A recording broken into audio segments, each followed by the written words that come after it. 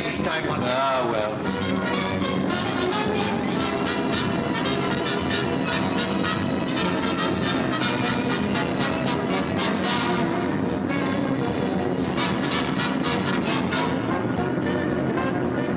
We'll be the laughing stock of the industry.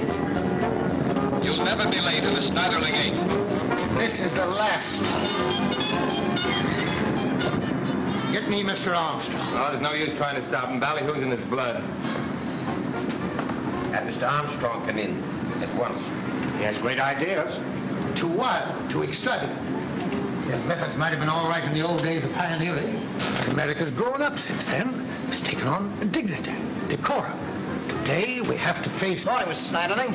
Hello, Frank. Hi, Joe. Hello, George. Well, glad to see you all looking so chipper this morning.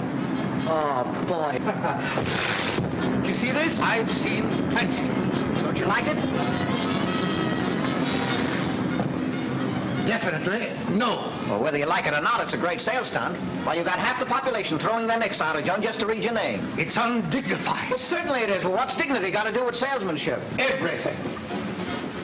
Dan, you've been our sales manager for 6 years now. Or is it 7? 7, Mr. Snodley. Exactly. We've enjoyed our association with you, Dan, and we've come to admire your sterling qualities. Why, even your overdeveloped imagination is charming in a way. But the time has come... For me to resign. No, Dan, we merely wish to suggest that under the Very well, let's circumstances... soften the blow. You merely wish to suggest that in my own best interest, I should move on somewhere else. You're jumping to conclusions, Dan. Just as you jump at everything without pausing for sober second thought. All right, then, what are you getting at? From the looks of your faces, I can see that this is somebody's funeral. All I want to know is, am I the corpse? We're all fond of you, Dan. There's no one... Yes, I know. My sterling qualities and all that sort of stuff. But what? This.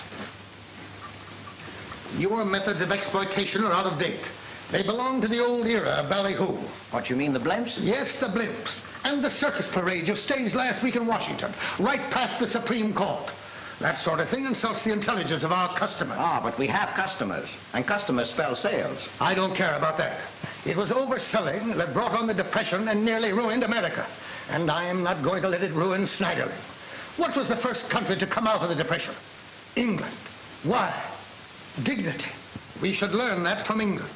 And you should learn it too. England. Dignity? Oh, I see. You want me to abandon the methods that have made the name of Schneiderling a household word in every American home? Okay. The desired resignation is tendered herewith, and I'm sure accepted regretfully. Here's the key to my office. Dan, why not go away for a while? Take a trip abroad.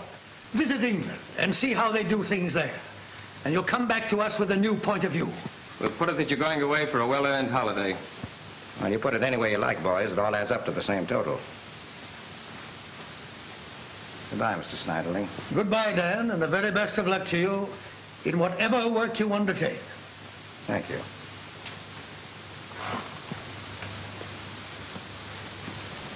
Guess I ought to take this along as a souvenir. Yes, Mr. Armstrong. I just wanted to tell you how wonderful you've been to me. Here, Millie. Now, don't you get started on the sterling qualities. Here. That contains a slight token for you. Oh, I really couldn't accept it, Mr. Armstrong. Oh, but you've got to accept it, Millie. And I want you to spend it all recklessly while you're still young. Now, here, don't go on. Do it. First thing you know, you'll have... Here. Where will you go, Mr. Armstrong? Where? Oh, I don't know. Might go to Texas. I can always clean up an oil. Or I might even start an orchid plantation in California. Yes, or I might even go to England. Yes, by gosh. Might even go to England. England? Why? Because, Millie, today the trend is all toward dignity, with a great big capital D. You all alone in England? Oh, no, say, I've got relations there. My grandfather was the black sheep of one of England's best families. Maybe they can teach me how to sell automatic egg beaters. Well, goodbye, Millie. Try and be a good girl. Oh, here's a handkerchief, Mr. Armstrong. Oh, no, keep it, Millie. Have it framed in memory of the last of the go-getters.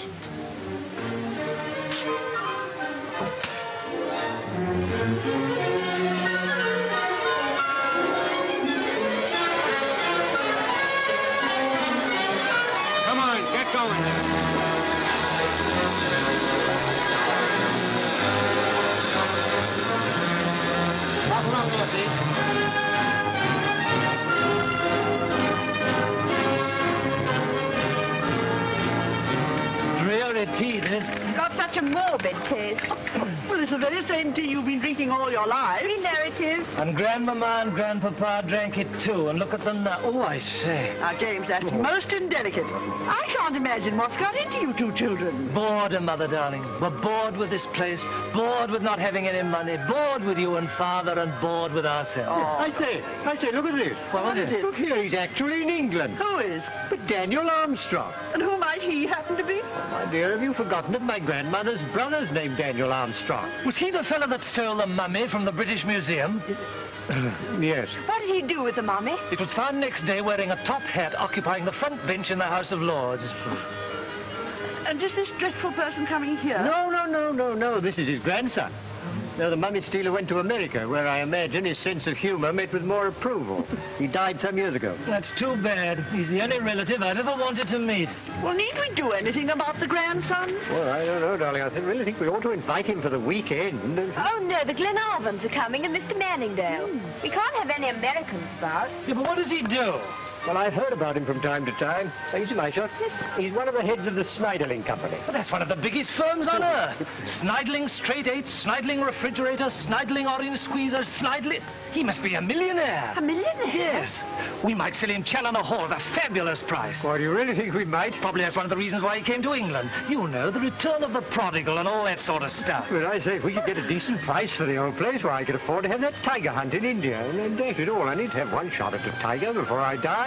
And I can have a decent house in town and not have to live forever in exile on this devil's island. And I might be able to acquire a husband, Dolly. You came and gone, I was enraptured, and with your kiss my heart you captured. You have made the sunshine in my heart. That's swell. That's great. So you put that over beautifully. There. Oh, thank you, sir. Oh, that's all right. Don't mention it. Say, you ought to clean up a lot of money with your talent. My word, the first gentleman put anything in that hat all day, sir. Is that so? Well, we'll do something about that right now. Come on now. Stop that. Do that over again, will you? Well, how about it, partner? Why, of course, old chap. Come on, let's do something for these kids, huh? You know, they're great artists, both of them. And where would England be without art today? Huh? You know, Shakespeare would never have been able to go on if people hadn't paid for the entertainment he gave them. That's it. Come on, partner, loosen up. All contributions gratefully accepted. Hey, you. Here, my good man. Thanks, lady. Thank you very much. God bless you.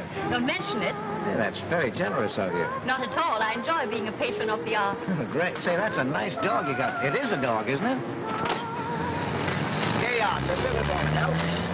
Oh, God bless you, sir. Say, you two look kind of hungry to me. We'll soon put that right, sir. Thanks to you. Well, what do you say you come up to my hotel and have a dish of tea, huh? Oh, we couldn't do that, It wouldn't sir. be right, sir. Who says it wouldn't be right? Come on.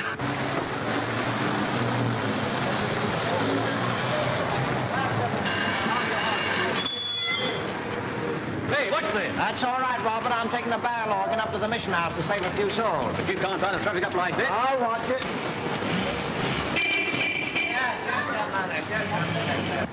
I beg your pardon, Well, that's all right, Commodore. I live here, and this is part of my baggage. Come on. Right. Key to 507, please. Yes, Mr. Armstrong, your cousin, Sir Peter Challoner, phoned with the country to say he'd be pleased to call on you here at 6 o'clock. 6 o'clock? Yes, sir. Well, it's pretty near that now. Well, come on. Weird. Utterly. Now, mind the customers. Now, look out. Ah, that baby. How about a little more of everything, huh? Oh, I've had enough, thank you, sir. Why, you haven't had anything. Little wine? No, thank you very much, sir. No? Well, you're going to finish this handsome chocolate layer cake, aren't you? Oh, we couldn't eat any more, sir. We're not accustomed to having so much at one time, sir. Well, okay.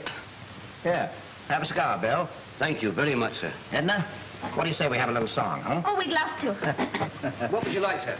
Something hot? Oh, no, say, I've listened to too many hot numbers. I like to hear something kind of old-fashioned, restrained. You know, English. English? That's right. You can think of one. Come on. Hop to it. She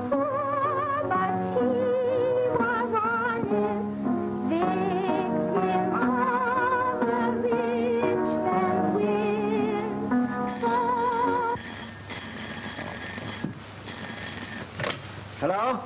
Who? Oh. Well, send him right up. Go ahead, Edna.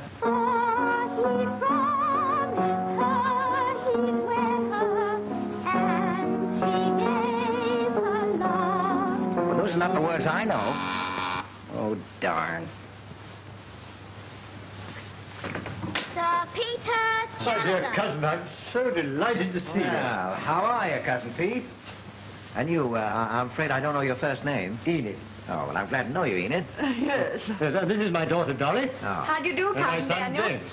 How are you, Cousin Daniel? Oh, fine, thanks. Come in, won't you? We're having some first-class music in here. Oh, Bill and Edna, meet my cousins. Pete, Enid, James, and Dolly. How do you do? How do you do, sir? My lady. How do you do? How do you do? How do you do? Sit down, folks. Go ahead with the song, Edna. It's, she was poor, but she was honest. Go ahead now. Now she stands on yonder corner, selling matches. Great, aren't they, huh? Certainly nice to see you, folks. And the passers-by are gazing, more with pity than with woe. Fine, isn't it? Charming. Simply splendid. My favorite song. It's mine, too. Say, they're great artists, both of them. I'm going to do what I can to get them recognized. If you don't mind, sir, we must be pushing off now. We have a baby, sir. He'll be waiting for his supper. Okay, Bill. Here, Edna. Take this to the baby with my compliments. Oh, thank you. Come on, Bill. Let me help. That's all right. I can handle this machine. I pushed it all over London. You shouldn't be helping us, sir. Oh, that's all right. Say, I haven't had a workout since I've come to town. There you are. There you are. We make it all right? Yeah. It was a lot of fun, wasn't it? Thank you. Goodbye. Thank you. Evidently wants everyone to know who he is. Well, folks, it's great to see you. We're thrilled to see you, Cousin Daniel. Oh, are you really? Yes, indeed. You see, your grandfather and namesake's quite a hero in our family. A hero? I always heard he was the black sheep of the family. Oh, no. Well, he certainly had a great career in the USA. Oh, what did he do?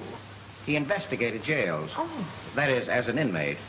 It was his ambition to serve time in every state of the Union. But he died before he got to South Dakota. Oh, that's very amusing. Yeah. But I hear you're a great man, Cousin Daniel. They say you're the brains of the Snyderling Company. Oh, who said that? Oh, you're famous here in England. Yes, I'm trying to persuade the family to get rid of our old Rolls and buy one of your Snyderling straight eights. Oh, it's a lovely car. Oh, don't you believe it? It's a phony. All snappy lines, but no endurance. You stick to your rolls. What can I offer you, folks? Scotch, tea, cocktails? Oh, we'd love a cocktail. We shan't stay a moment. Oh, don't go. Yes, sir? No, not you, them. Well, we hope to see you again very, very soon, Cousin Daniel. Yes, as a matter of fact, we only dropped in hoping that you'd be free to spend a weekend with us at Challoner Hall. Challoner Hall? Say, what do you... You know, when I was a kid, my granddad told me all about that place. Oh, he loved it. Gosh, you made it. A good 30 seconds faster than the 20th century. I'm here for 2 and 6, I owe you. I opened up the ticket. I was betting on a certainty. People didn't know their job as well as you do are always betting on certainties.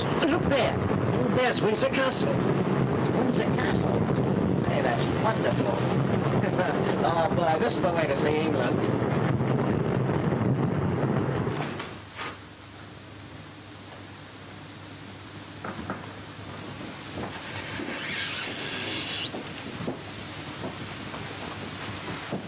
Oh, thank you.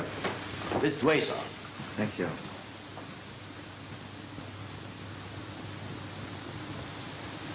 Mr. Daniel Armstrong. Hello, Hi, Dolly. Oh, say, we better not shake. I got my hands kind of greasy on the engine. Oh. Yes, they gave me permission to ride in the cab. That's unusual. Did you enjoy it? Oh, swell trip. Say, I had a front seat. We saw Windsor Castle, and we beat the time of the 20th century. Really, that's very interesting. Dad, let me introduce Mr. Manningdale, Mr. Armstrong. The Mr. Why, of course it is. Say, I've seen you in the newsreel. I'm very glad to meet you. How'd you do? Won't you sit down? Oh, yes, certainly. Thank you.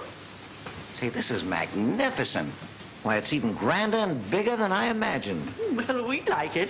You know, part of it was here even before William the Conqueror booked his passage. People are always begging us to sell it. Yes, I can well understand you refuse to part with a place that's been in the family for 20 generations. 20 generations? Boy, that's an awful lot of time. You know, over in New York, we begin to get restless after we've been in an apartment for as long as 2 weeks. That's marvelous. Say, do you mind if I look around? I'd like to see every bit of this place. No, please do. But wouldn't you like to see your room first? Yes. Jenkins. Yes, sir. Show Mr. Armstrong his room. Oh, thank you very much. I'll be right back. That's marvelous. Now. Well, Manningdale, how does he impress you? Very favorably. I think you'll dispose of this place for the price mentioned. Really? Those 20 generations scored heavily. You'll pay for them at the rate of £5,000 a generation. He's an extraordinary fellow, isn't he? Oh, to us, yes. Real American. Full of boyish enthusiasm, energy, and innocence. I congratulate you on the return to prosperity. This is your room, sir.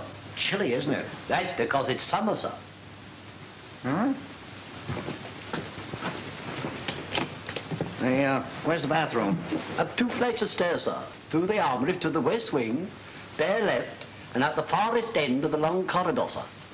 Very convenient. Yes, sir. You think I can make the bathroom and a shave in one day? Why, of course, sir. Any place I can wash right now? You'll find the washstand in there, sir. Oh, yes. Say, tell me, did anybody famous sleep in this room? No doubt Queen Elizabeth did. She managed to get about to most of them. Oh, yes, very democratic, wasn't she? Will there be anything else, sir? No, not a thing, Jenkins, thank you. You'll ring for me when you wish to go down, sir. Hey, what is this, blind man's buff? I can find my way back all right. Thank you, Jenkins.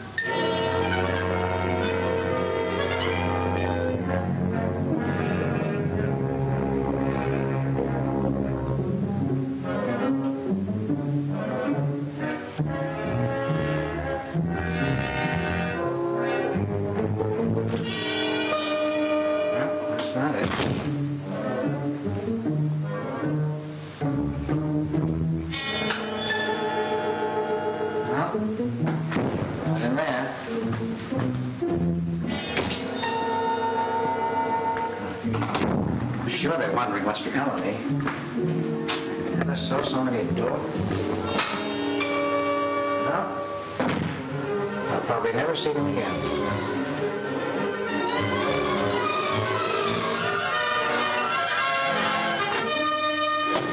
This must be it. Rotten shot. The object is to hit the board. With my skill, I could win all the prizes at the Sunbury Fair. Possibly, but you're not going. Say, that's quite a game, isn't it? Oh, I'm sorry. Rotten shot off the board. Bad luck, old girl. There's an outer. There's an inner. And there's another inner. That's another 10 shillings you owe me. Well, put it down, you rotten little book. Yes, I shall. In reply to your question, I may say, yes, it is quite a game. One requiring a clear eye, a steady hand, and nerves of steel. The Duchess fails because she's addicted to drink. Duchess? Are you a Duchess? I am. The Duchess of Glenarvan, to be precise. Oh. You were Mr. Armstrong? That's right.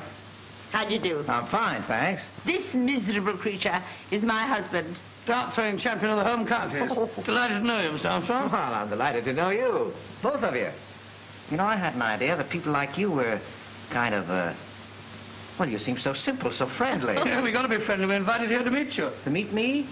Why? Because you're so filthy rich. Yes, we're all planning to get something out of you. Oh, well, that's marvelous. I hope you all succeed. I suppose our hosts gave you a cordial reception. Oh, very cordial. There's no doubt they're giving you the run of the house, eh? Yes, but what the guests around this house need is a good road map. What you need is a spot of fresh air. Come, let's show you the rest of the place. Oh, fine.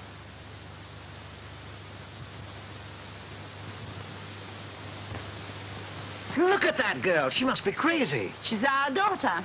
Oh, I beg your pardon. Eden, she is crazy. Who's that with her? Manningdale. We had the pleasure of meeting him. Oh, yes, I've had the pleasure. He doesn't look exactly the great financial genius that he is. Oh, but that's where you English generally fool us. You manage to look dull and thick-witted, but the first thing we know is you've got the Suez Canal. Manningdale's a pompous bore. But he wants to marry Patricia. And heaven knows we could do with a few banks in our family. Oh, that's a worthy consideration. It is indeed. She writes beautifully. I suppose she does. One of these days she'll break your silly neck and serve her jolly well right. Oh! Sophie, are you hurt? I shouldn't be a bit surprised. I told you so. No, not yet. Oh, Patricia, my Oh, no, darling. I'm fine, Mother. I'm fine. How are you? Shall I phone for a doctor? A doctor? What for? Are you all right, darling? Of course, I'm all right. What happened to Thundercloud? How is He's he? all right, my lady. Do you ride Mr. Armstrong? Not horses. I ride hunches. Hunches? Mm-hmm. Oh. Are they some kind of American animal? Like a buffalo? No, you find them everywhere. They're guesses. Feelings that something improbable is going to happen. I see. And are you on one of those things now? Yes. Do hunches ever fail? Not more than 9 times out of 10. That sounds exciting. It is. Well, we take that jump again. Nice to have met you, Mr. Armstrong. Thank you. Well, let's go and have a drink. Tell me, Duke, is she going to marry that fellow Manningdale? If she knows what's good for her, she will. But does she know what's good for her? No. Oh, that's fine. You were saying that you rode hunches, Mr. Armstrong. Always. And it certainly is exciting. It makes life one long rodeo. Have you found any good hunches in England? Yes, I found one. It's only a question of putting it over. Putting it over? Whatever do you mean? Putting it across. You know, selling it. Oh, it is. So you came to England to sell something, Cousin Dare? Why, certainly. Take my advice, Armstrong, go cautiously. Take time to observe our methods of salesmanship. They differ from yours in America. Yes, I've heard all about that. Dignity. Well, I've observed that you English don't appreciate your own ability as ballyhoo artists. Belly what? You've got something big to sell. I don't care what it is. A garter, a toothpaste. Challoner Hall. Don't keep it a secret. Set off a firecracker so that the whole world can hear the explosion. Isn't that so, James? Well, I hardly know what you mean. Well, you know what I mean, don't you, Duke? I do indeed, and I consider you hit the point fairly on the button. Father, Mother says it's time for you and Henry to start talking about Magnolite. Oh, there's no hurry, Patricia. You say there's no hurry, but you're not the husband of my wife. James, you are wanted for bridge. I've caught Sir Peter already. You play bridge, Cousin Dan? No, you have a 4 without him. No orders for me? Yes. You are ordered to go for a stroll with me in the moonlight. Or supposing I refuse? You'll go anyhow. All right, I just wanted to know. Tell me, do you like this fellow Manningdale? Henry? Oh, he's all right, I suppose. Yes, but you're thinking of marrying him, aren't you? I hope you don't mind my getting personal. Not in the least. Well, then I repeat the question. The answer is yes. Yes, I am thinking of marrying him. Or just for his money? Can you suggest a better reason? Would you think that's a nice way to look at marriage? It's the only way. We learned that from you Americans. Cold-bloodedness. Yes. We used to laugh at you because you glorified money, but that was when we had so much we didn't need to worry about it. Now, we have to go out and struggle for it just as you did. And so we appreciate its value. I see. Well, so maybe if you found a man who was even richer than Manningdale, you might change your plans about marriage. I might. You think I'm pretty contemptible, don't you? Yes, in a way. But I like you. That is decent of you. I've met many gold diggers in my life, but you happen to be the first one who had the courage to admit it. You're not very shy in expressing your opinion. Are all Americans like that? No, not all of us. I just happen to be peculiar. I happen to have kind of old-fashioned ideas about love. But this has nothing to do with love. I'm marrying the Manningdale Bank because it stands for strength, power. Because it understands the infinite, indescribable beauty of money. Oh, it's most romantic.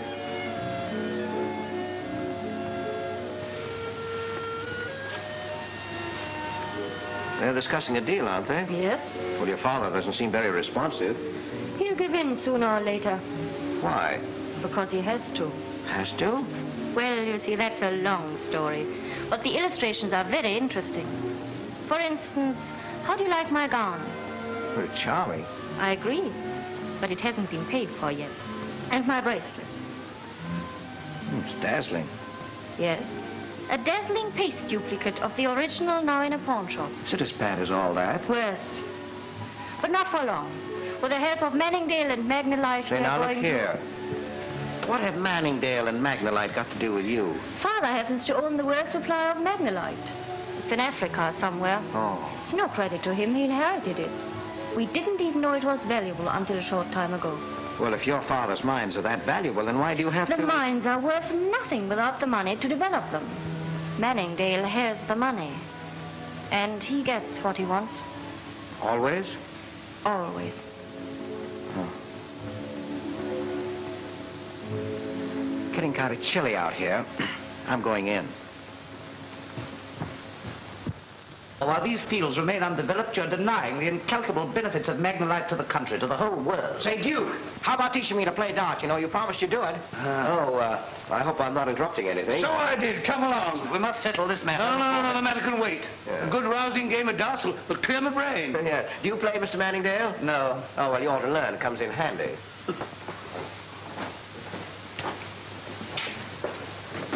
Did you really want to play darts? Or was it just an excuse for rescuing me? It was an excuse, Duke. I thought it sounded a bit unconvincing. Now, look here. This afternoon you mentioned something about a fun fair at, where was it? Sunbury, but my wife won't let me go. Well, couldn't we kind of sneak off? You mean unobserved? Certainly. I'm crazy to see an English fun fair. Oh, but the old girl forbade me. She said... Now, look here. I'm your guest, and you told me yourself you have to be nice to me and satisfy my every whim. Duchess will understand. Well, if of course you put it that way, I've no choice, have I? None whatever. Go ahead. You lead the way. I know. You lead the way. Right.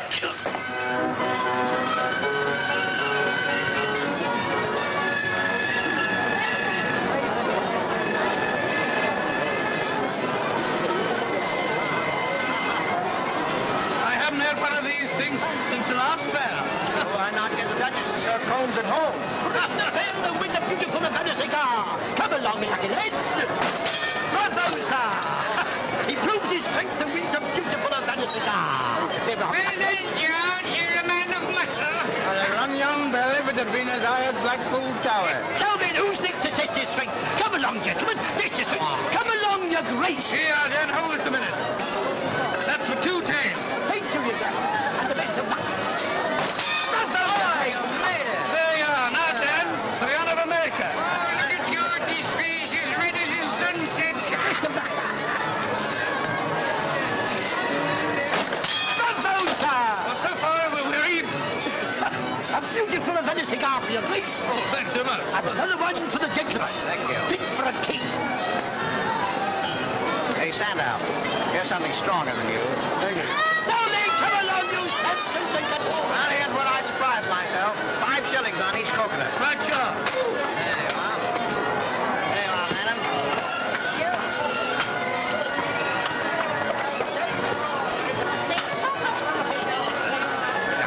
There I go, boys. It's not so easy as it looks. Here, Mark, give me 4, will you?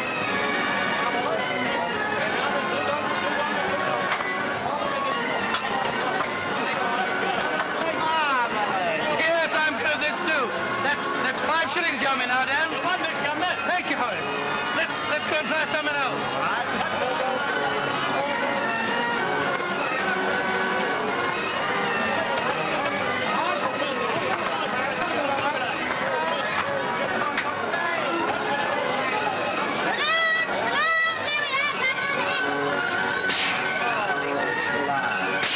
Wonderful. You win again. My gosh, you win again. You might as well give up. This is your lucky day.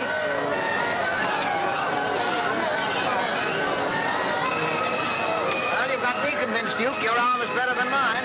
And my eye also. It's the true eye that counts in this game and in darts and in life. Oh, how true. Well, here's the 10 pounds I owe you. paying me cash? Always. Bless my soul, this is a new experience for me. Usually when I win, I have to put it down in a little book. I always pay cash, even if it's practically the last I've got. What do you say we cool off with a ride on the merry-go-round, huh? I say yes. You got to admit, Duke, this is a lot better than your English pastime, chasing poor innocent little foxes. Yes, much. How about that Magnolite deal? What? I understand it's for sale. Of course it is. What interest is that to you, Dan? Well, what's your bottom price? Cash? Always. Let me think. Take your time, Duke. We've got a long ride ahead of us. Come here. We're going round again. Oh, I'm sorry, sir. We'll be closing up shortly. Oh, no, you're not. You keep her rolling until we tell you to stop. Here, I'll take the whole lot. Oh. There you are. Keep her rolling now. Oh, that's all right, sir, yes.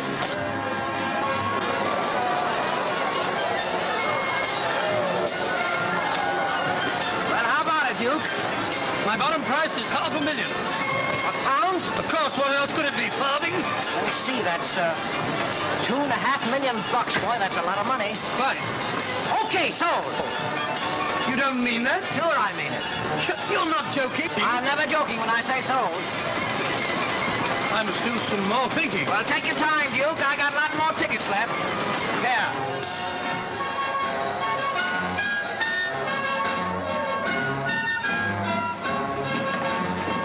But Manningdale will be furious, you know. Well, what if he is? He's a businessman. He knows that the highest bidder wins. It'll be quite a treat to see his face when he hears about this.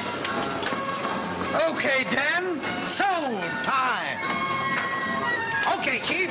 You can lock up for the night.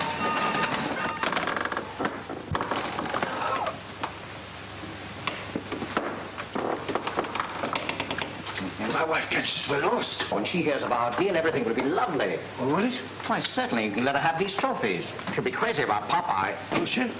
Well, all the same, I'm not looking forward to meeting her this morning. Well, I'll tell you what we'll do. We'll go and present the whole problem to Lady Patricia. Patricia? But she's probably still asleep. Well, we'll wake her up. But we can't go waking her up at this hour in the morning. Why, her mother'd be furious. Listen, Dad.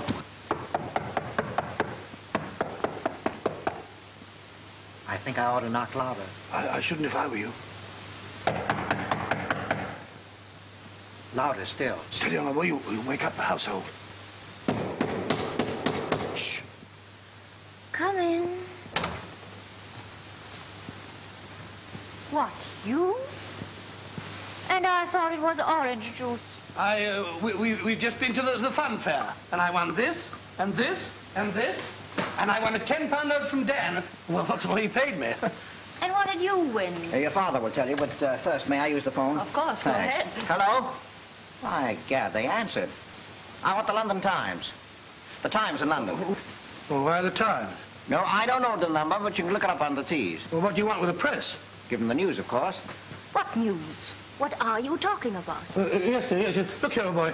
We mustn't rush into print with this all of a sudden. Why not? Well, I mean, we must have time to think it over. Oh, but we have taken the time, Duke. 18 rides on the merry-go-round. But it isn't wise to publish it so quickly. It isn't even decent. Well, I assure you, Duke, you can leave that to me. Father, you've got to tell me what you've done. Well, I'm not really clear about the whole thing. The excitement of the fair rather upset me and... Well? Well, it seems I sold the Maglite concession to Dan. For how much? Oh, don't worry about that, dear. I got our top price. $500,000. Hey, you're a big girl now. You better put something on. What the devil is the matter with this line? $500,000. And what's more, we get it in cash. Now, wait a minute. Only 10% of it. You know, the usual business custom. I'm buying an option, and I'll pay you 10% of the total sale price. Oh, yes, of course. That still makes it £50,000. That's right. $250,000. Hello, managing editor. Listen, I have some hot news for your readers. Yes? Magnolite? Where are these mines? Well, what part of Africa? What part of Africa? Rhodesia. What? Rhodesia. Oh, yes. Rhodesia. Yes. Yes, I'll be at my hotel, the Savoy, by 8 o'clock, and I'll be very happy to receive the gentlemen of the press. Why, yes, certainly. My associate, the Duke of Glenarvan, will be very happy to confirm this deal. Here, Duke, they want to talk to you. Tell them that... I'm instructed to inform you that... Everything is okay. Everything's what? Okay. That everything is okay. Thank you. Right. And now, if you don't need me for any further business details, I got to my room and have a good sleep. Good morning, Dan. Morning to you.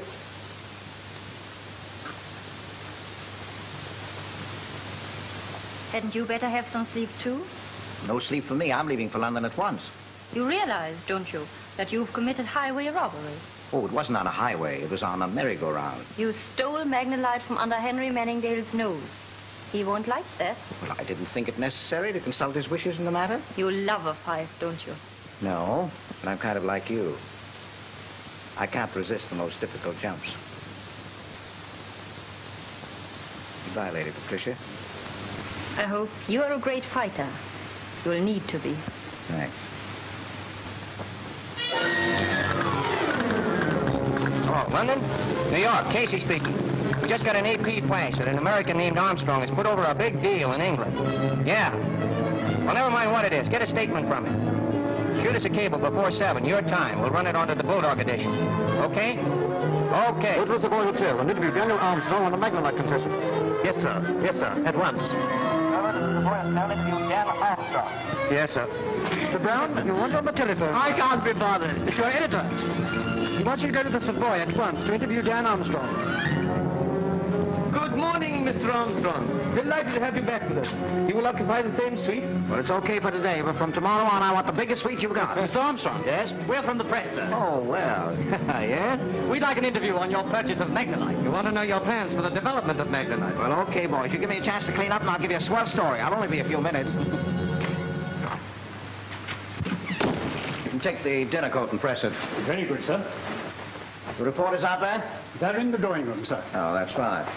Yeah, just a minute. Yes, sir? Come here. Listen, do you happen to know what Magnolite is? Magnolite? Yes, Magnolite.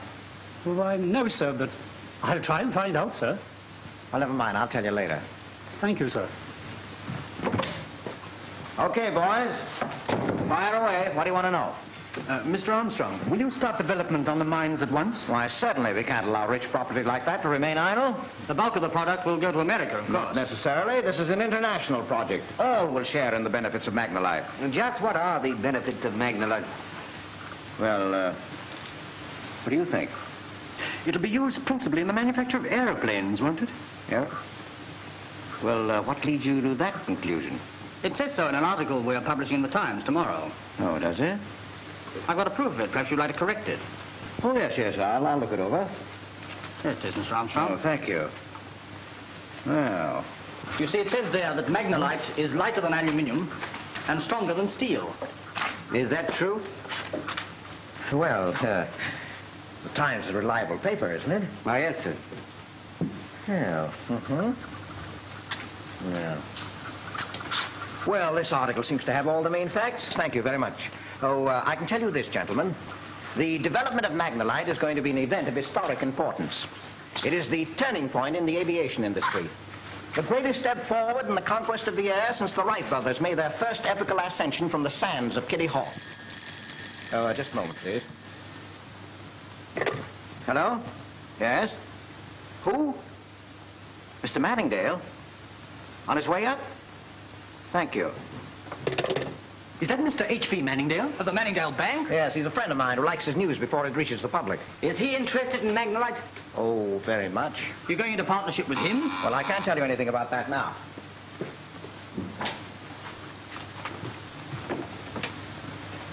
Ah, Mr. Manningdale. Good morning. Good morning, Mr. Armstrong. Won't you come in? Oh, I hope I'm not intruding. Oh, no, not at all. Gentleman of the press, Mr. Manningdale. Good morning. Won't you sit down? Just make yourself at home, any place at all. I'll be through in a moment. To conclude, gentlemen, it is more than that. It is the beginning of a new era of civilization, an era of peace and prosperity. It is as significant as the discovery of fire, which first illumined the dark ages of primitive man. Think of it. Magnolite on land, Magnolite on sea, Magnolite in the air, Magnolite in all the homes of humanity. Well, I'll have something more for you in a day or two. That'll be all, gentlemen. Thank you very much, Mr. Armstrong. We'll be calling on you. Oh, well, thank you. I'm very sorry to have dragged you out of bed so early, boys. Just in time for lunch. Very nice meeting you all. Goodbye. Nice speech. Nicer still of you to receive me. I'm sorry to have kept you. Do sit down.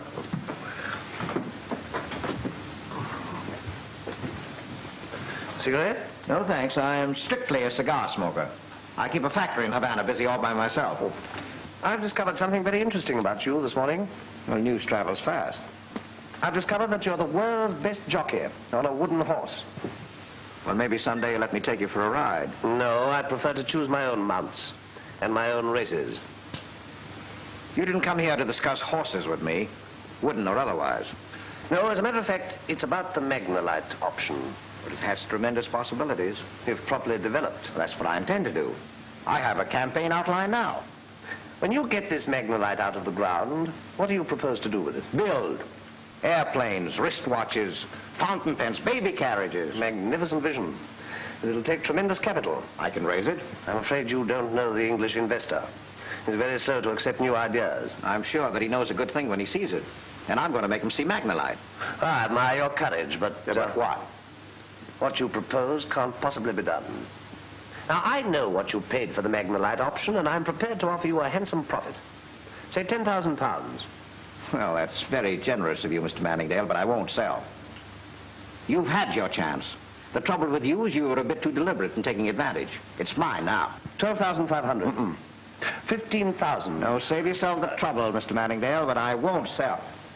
You think I'm playing this game solely for money, but you're wrong. May I ask what stakes you are playing for? Excitement. Thrills. The thrill of doing something that can't possibly be done. Oh, I see. Magnolite on land, Magnolite on sea. Magnolite in the air, Magnolite in all the homes of humanity. Homes of humanity. Great Scott, Dan, you've done it superbly. The whole world will be shrieking for Magnolite. By the way, what is the miserable stuff? Well, it's a hitherto unknown metal which combines the lightness of aluminum with the strength of steel. Its possible uses are manifold, especially in the aviation industry where... There's one in the know, you can read all that in the Times. The contracts are quite ready, sir. We've inserted all the clauses you suggested regarding payment. Come along, let's sign the papers. And now, my dear Daniel, we shall be glad to acknowledge the receipt of £50,000. Cash. Well, I think for that part of the ceremony, we should step into another room. But why? Well, if you don't mind, I hate to pass money in the presence of strangers. Seems a curious whim, but come along. I'll wait here. Oh, no, I want you to come, too.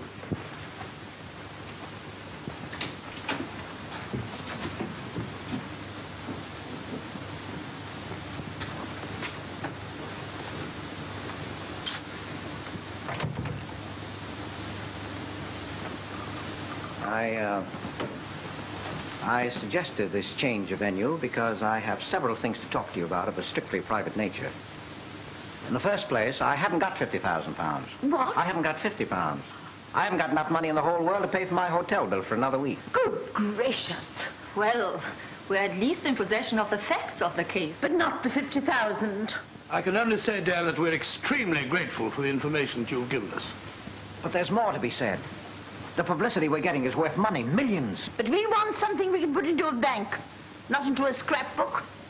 But I have a scheme that'll put it in the bank and benefit the public as well. Sorry, old man, but the whole thing sounds rather vague. And remote, too.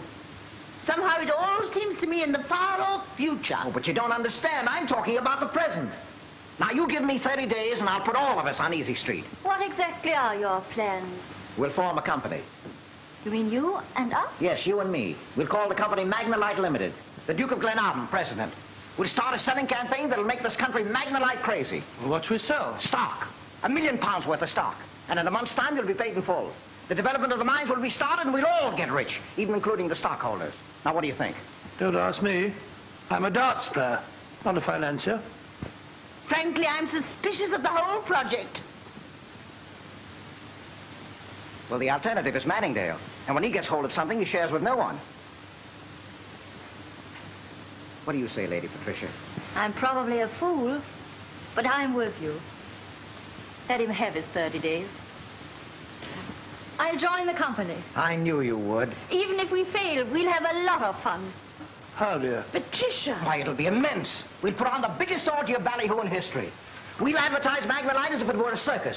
Why, we'll have everybody fighting for shares of the miracle metal. We'll get a fortune out of it, and 1 million laughs. 1 million laughs? Why, I'm beginning to chuckle already. We'll have everybody in town at our feet begging to be let in.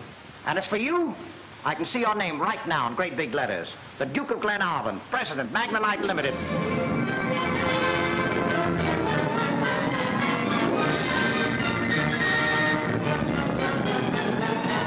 Magnolite, a boon for mankind. What other nonsense? They're advertising Magnolite as if it was some kind of breakfast food. Typical American loudness with nothing to back it up. I'm not so sure there's nothing to back it up. Look, that's the work of our pal. Good old Dan. Good old Magnolite. Like miracle metal. Ah. I think for years I've owned those mines, and my father before me. I've only just begun to realize they may be worth something. I could have told you that long ago. Why didn't you? Because I didn't happen to think of it. Well, say, Captain, what is all this about Magnolite? Blessed if I know. I can tell you it's a metal with the lightness of aluminium combined with the strength of steel, which will revolutionize the aviation industry and open Yeah, up the that'll do. Come on. Beautiful sight, isn't it? Come on, we've got to get to work. Oh, no, now, wait a minute. We've got to see how the sign works.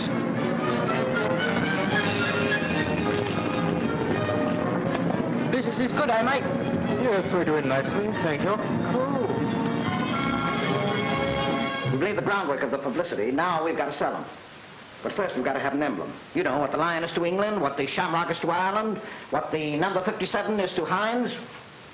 I've got it. A torch. A torch made in the shape of an airplane.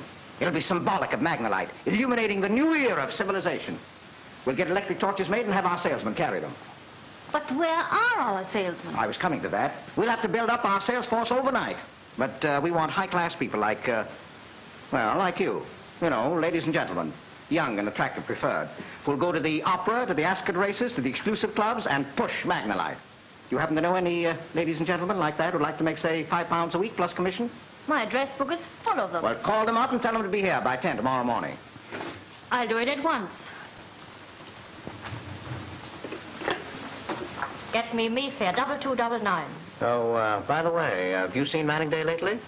I saw him this morning. Well, is he going to put up a fight? No. He's going to France for a rest. Oh, fine. I hope it's a long rest. Get out. Hello? Every one of you is expected to carry a fountain pen, well filled. And I want you to approach your new work with the conviction that salesmanship is the most important function of the human race. After all, the most successful schoolboy is the one who can sell himself to his teacher. The politician to his voters. The happiest girl is the one who can sell herself to the man she loves. Rather near the knuckle, wasn't it? And now, Lady Patricia will pass among you copies of the theme song. Magnolite, we need you.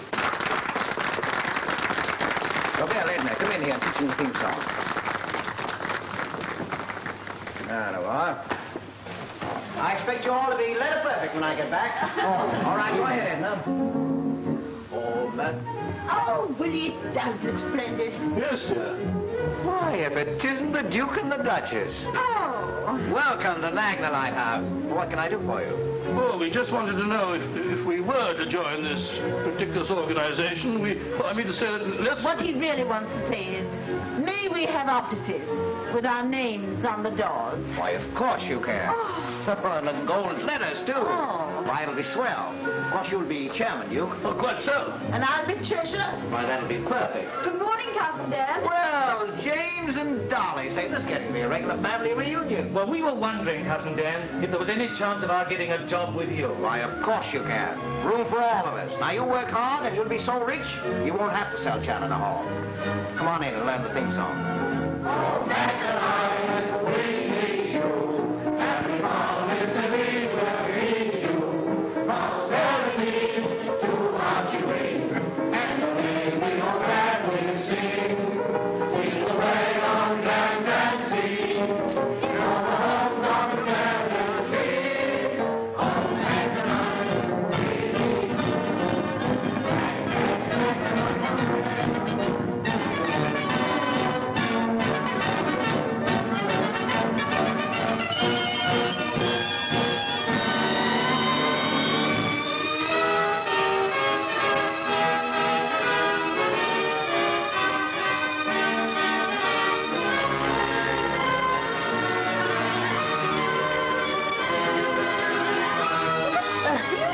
am illuminating the new era of civilization with Magnalite. This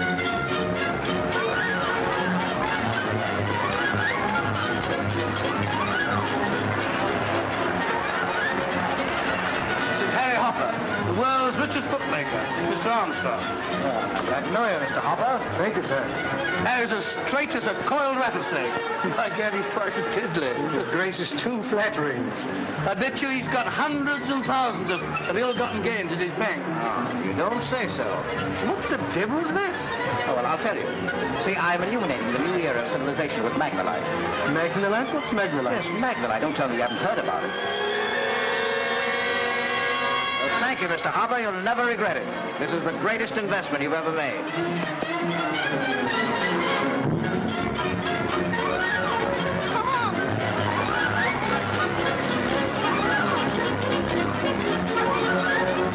Brody wins. Say, who owns that horse? Lord Enton. How much is the race worth? Something like 10,000 pounds. 10,000. Well, come on. Well. We must find Lord Enton. Yes, we're giving a party for a lot of robber barons. Well, you know, big manufacturers are future customers. Why, certainly the press will be welcome. We love the press. Yes, and that goes for the newsreels, too. Okay, goodbye. Anybody calls, I'll be at the barber's. Yes, sir. There's a gentleman to see you, sir. Oh, well, I'm sorry, but I'm leaving. He says he's an old friend of yours, sir. His name is Sniderling. You say Sniderling? That's right, sir. He's from the States. Sniderling? Well. Hello, Dan. It's mighty fine to see you again. Well, how are you, Mr. Sniderling? Oh, say, what brings you to England? I've been attracted here by a very powerful magnet called Magnalite. Oh, I see. You could use it in your Sniderling Straight 8, couldn't you? Ah, Dad, you always jump to the right conclusion. I realize you're a very busy man. I don't want to bother you. Oh, no bother at all. I'm just off to the barber's. Come along. You can have an egg shampoo. By Jove, Dan, it's wonderful to see the success you've made. Why, Magnalite is the biggest thing in the world today. Why, the whole American nation wants to get in on it. It's a real tribute to your genius as a salesman. Well, I owe it all to you, Mr. Sniderling. Me? Oh, nonsense. Nonsense. Oh, no. I'd never been able to swing this if you hadn't told me how the British love dignity. Mr. Armstrong. Yeah? Duke of Glenarvan on the phone. Oh, okay. Hello, Duke. Well, the party is at 8 o'clock tonight. Yes. Manningdale? When did he get back to town? Why, yes, of course, we'd love to have him at the party. Oh, I think it's mighty sporting of him to want to come. Well, now, look here. I'm going to take the plane for Paris tomorrow morning, then I'm going to snap right down to Dijon and see old Plumet and talk business. Mm-hmm. Give my best to the Duchess. Goodbye, Duke. And, when can we have a little business talk, Dan? Oh, there's no hurry, Mr. Sniderling. When we start manufacturing Magnalite, we'll be very happy to sell it to you or anyone else on Earth. But, Dan, I've come all the way to England to make you an offer. Well, your trip to England needn't be wasted. It's very educational here. Study their methods. You know, when they build something here, they give it strength, endurance. Remember that in building your Sniderling cars. Notion, sir? Oh, yes, by all means. Oh, listen. Give Mr. Sniderling some of your special salve. It's very good when the skin gets irritated.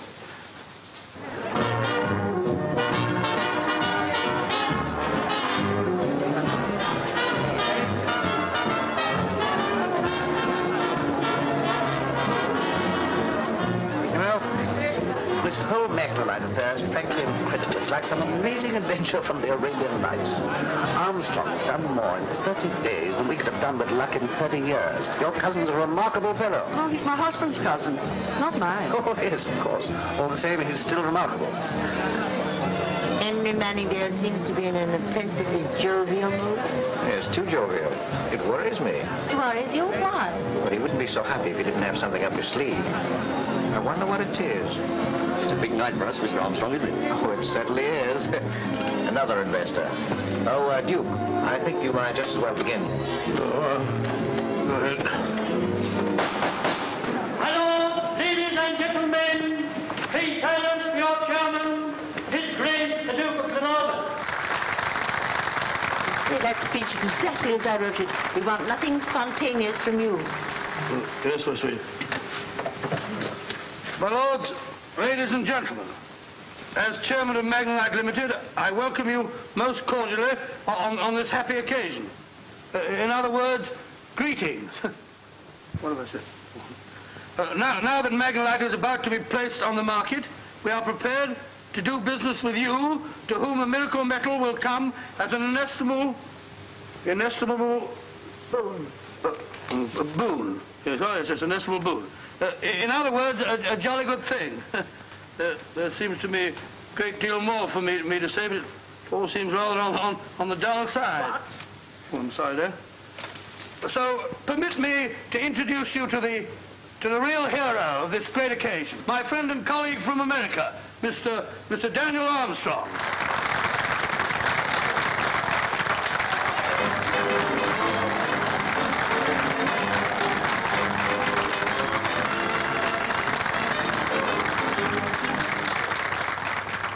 Duke, Duchess, friends. Well, for the first time in my life, words seem to be failing me. I'm supposed to give you a line of high-powered selling talk, but I can't do it. I just wish I could tell you how I feel about this funny country of yours. I've learned a lot here. When I first started on this job, I didn't know anything about Magnolite. I'm still pretty foggy about it. But my contacts with all of you have taught me that the human race is a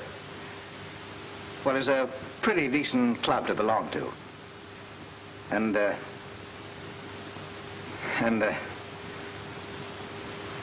well, I guess that's about all. Thank you very much.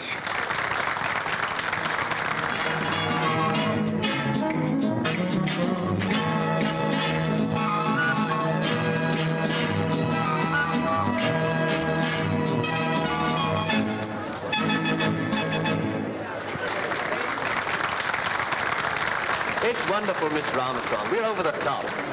We shall be collecting dividends soon. But it won't be long. What do you say we walk out of here for a while? Let's. The atmosphere of success is becoming stifling. You'll soon get used to it. I wonder.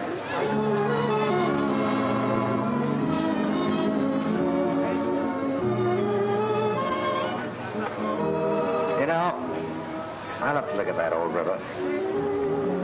I like to think it was flowing along here calmly, quietly, when the Romans came to Britain. And when the Romans left. You know, Pat, after you've been in this country for a while, you begin to get a queer idea, a queer feeling about time. You begin to see it all as one piece. Yesterday, today, and tomorrow. What are you thinking about, Pat? Maybe your river was sweeping me along, too. Down to the sea, to tomorrow. But we haven't come to the bridge yet, have we? By the way, you're looking wonderful tonight. Thank you.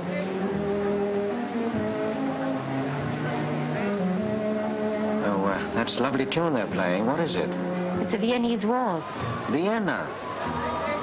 That's where you lived for so long, isn't it? Mm-hmm.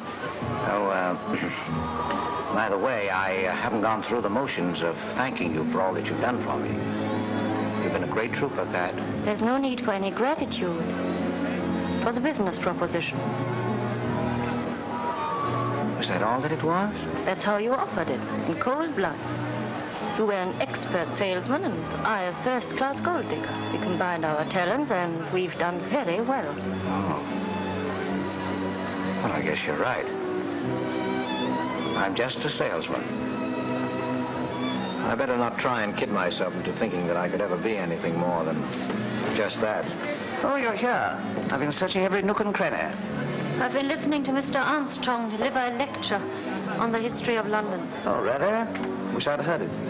May I tell you a way for a dance? Let's. You don't object? Oh, no, not at all. I seem to remember that I interrupted you once.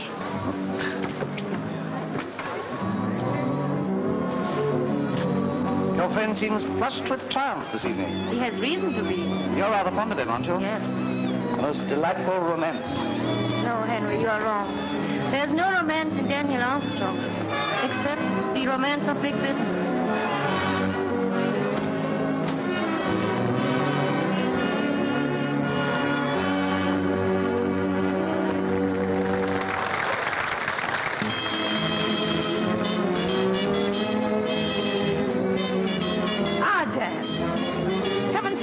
and tell us some funny stories. Well, if you'll excuse me, Duchess, I'm going to bed.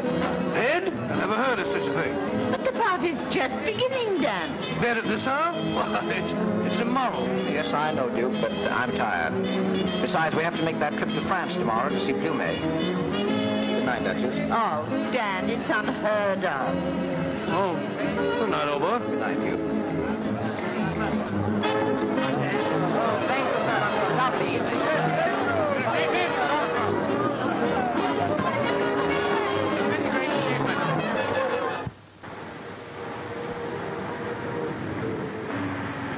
But it'll spoil the whole afternoon if you don't come, Dan. You must come. Yes, old boy. They're running the Grand Prix this afternoon. I got a white hot tip for a horse called Malheur. I'm sorry, but I've got to go to Dijon to see Plumet. Oh, Plumet can wait. We'll all go and call on him tomorrow. No, I've got a hunch that I'd better go see him today. Oh, well, old boy, if you must, you must. Can't dear, we ought to be off. So sorry, Dan. So am I. When will you be back? Not till late, I guess. It's a long trip. Oh, yeah. A couple of $1,000 Put it on that horse. Malheureux? But he hasn't the ghost of a chance. Well, you bet on him anyway. Very well. But malheureux means unlucky. Well, that's fine. My favorite horses are those that can't possibly win.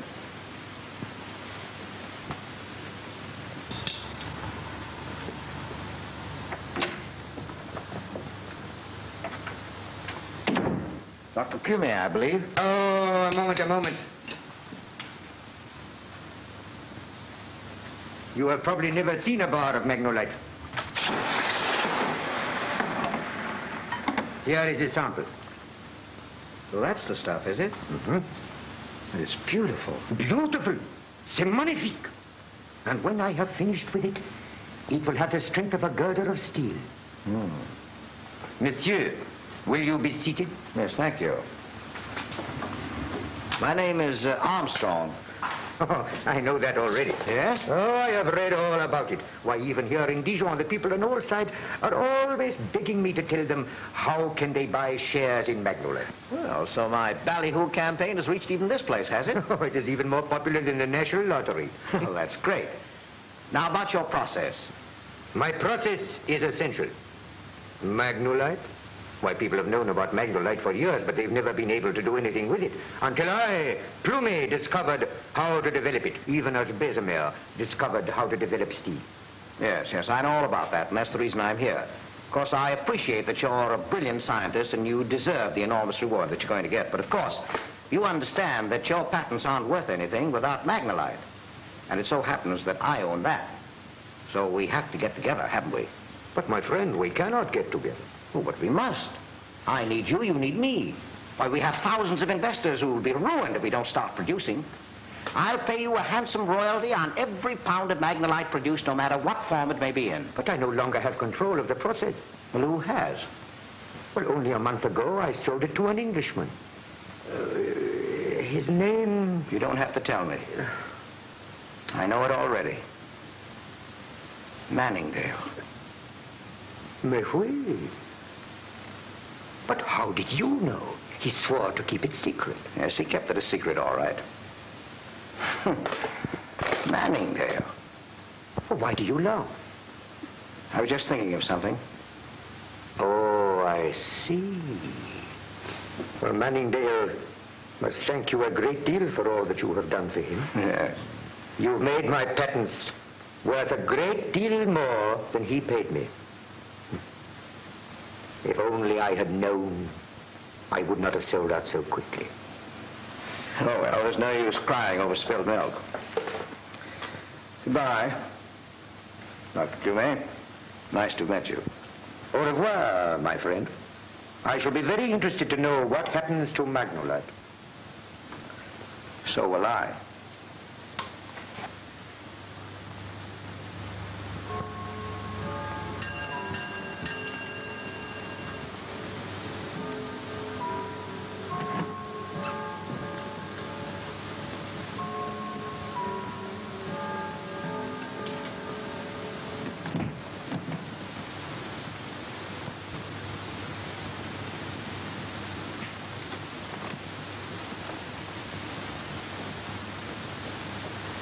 Oh, I expect I fell asleep.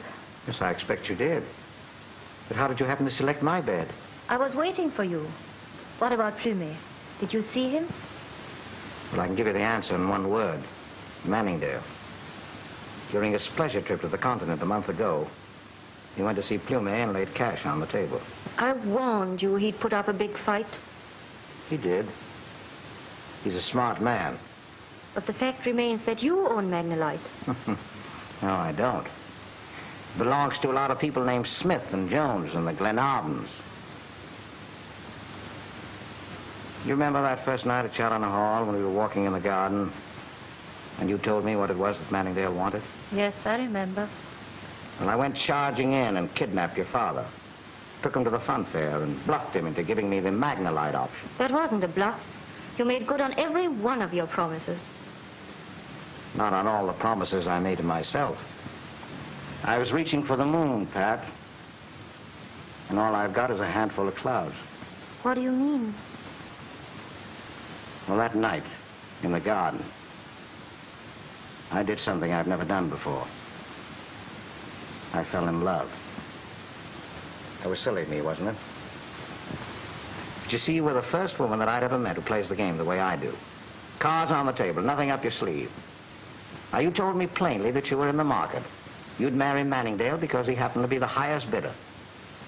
Well, all right, I said to myself, maybe I can outbid even Manningdale. For a while, I thought I was going to do it. But he kept his cards out of sight. Now he's trumped me. What are you going to do about it, Dan? Do? I don't know. But I have an idea. This is the one situation I won't be able to talk my way out of. We'll have to go back to London first thing in the morning, so you better go get some sleep. Yes, I suppose you are right. Oh, Dan, I forgot to tell you. Malheureux won. And I put about 50,000 francs on the table. 50,000 francs? Well, I guess that's the consolation prize.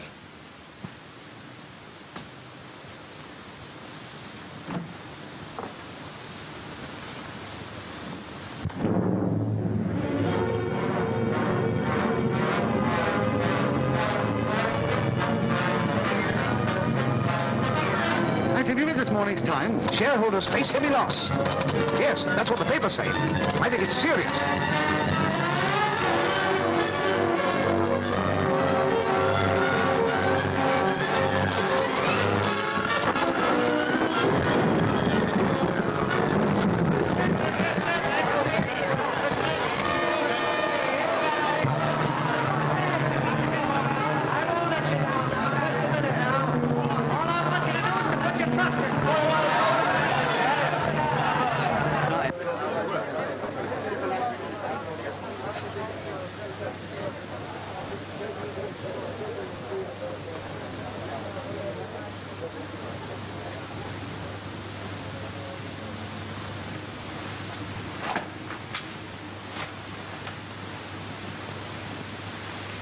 I want to see Manningdale.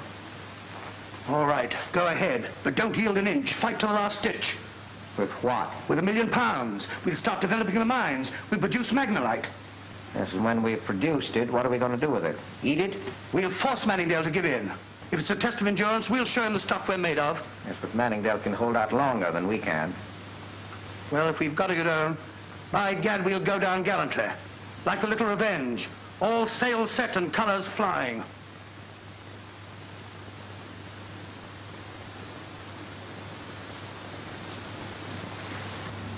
Those people down there, and south more, they'll sink with us to the bottom. The bottom of the sea isn't a nice place. Come in, Mr. Armstrong. Do sit down. Thank you. Have a cigar. They're rather good ones. No, thanks. Don't let's waste time on preliminaries. I don't like you, and you have no overwhelming love for me. You put it bluntly. Well, then we understand each other.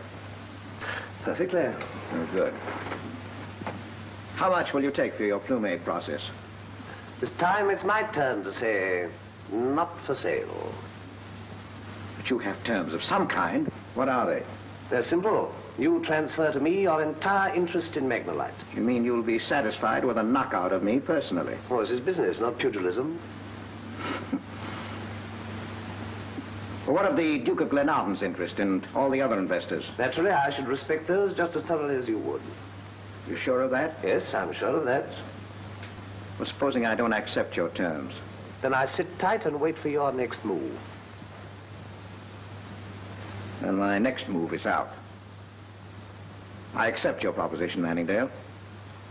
You can draw up the papers giving you the full control that I now hold. And I hope you make a lot of money for everybody concerned.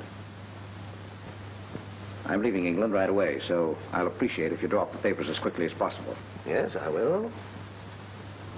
May I congratulate you on your victory. We Americans are mighty good in the short sprints. But you English seem to be better over the distance. Thank you. I may as well tell you that I knew this is exactly what you'd do. How did you know it? I adopted your method. I played a hunch. I guessed that in an emergency you'd do the honorable thing. You've done it. Well, in that case, I will have one of your cigars. They look rather good. By all means.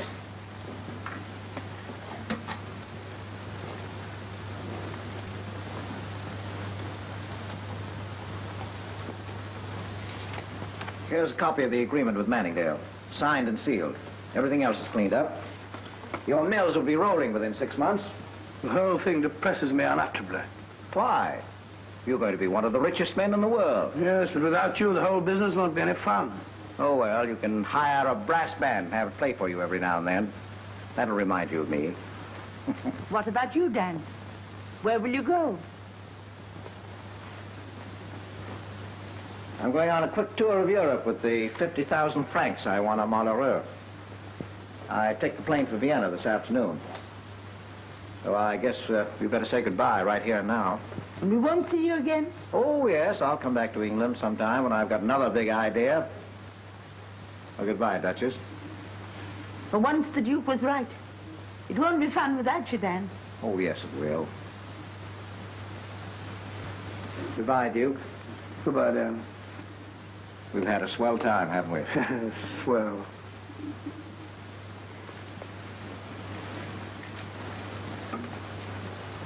Goodbye, Pat. Goodbye, Dan. Oh, I nearly forgot that.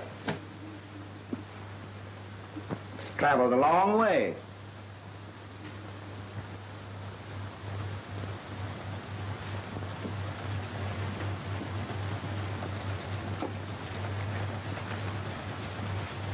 Okay, well, the 3 o'clock plane for Vienna be on time? It shouldn't be more than a few minutes late, sir. Oh, then I'm too early. Usually I'm late for a waltz. Oh, well.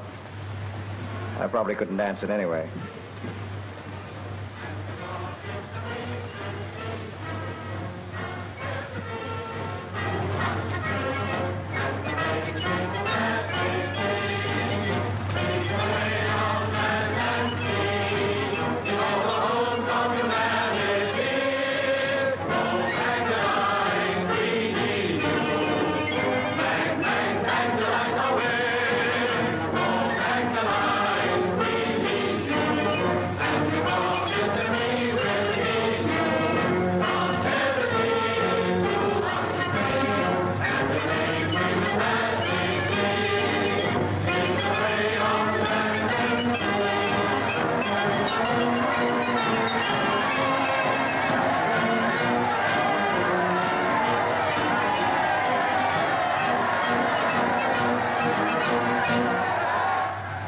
You didn't lose any time, Duke. You went and got yourself a brass band. Yes, oh, boy, but I was to be in for your arrival and not your departure. Dear Dan, we can't bear to see you go. No.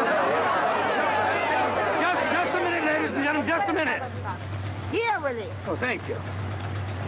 On behalf of the happy investors of Magnolite, or as many of them as we could get together at such short notice, I beg to wish you good luck and Godspeed, old boy. And we wish to say that your resignation from Magnolite Limited is not accepted. Am I right, everybody? Yeah. Duke, friends, really. Wait. I'm not nearly finished yet. We fully recognize your right to enjoy a well-earned vacation. But we flatly refuse to admit that your association with us is ended. Therefore, I feel... Train is leaving. Just a minute, I'm making a speech. Yes, I know what it is, Duke, and all I can say is bless you. Bless all of you. Goodbye, Come on, Goodbye.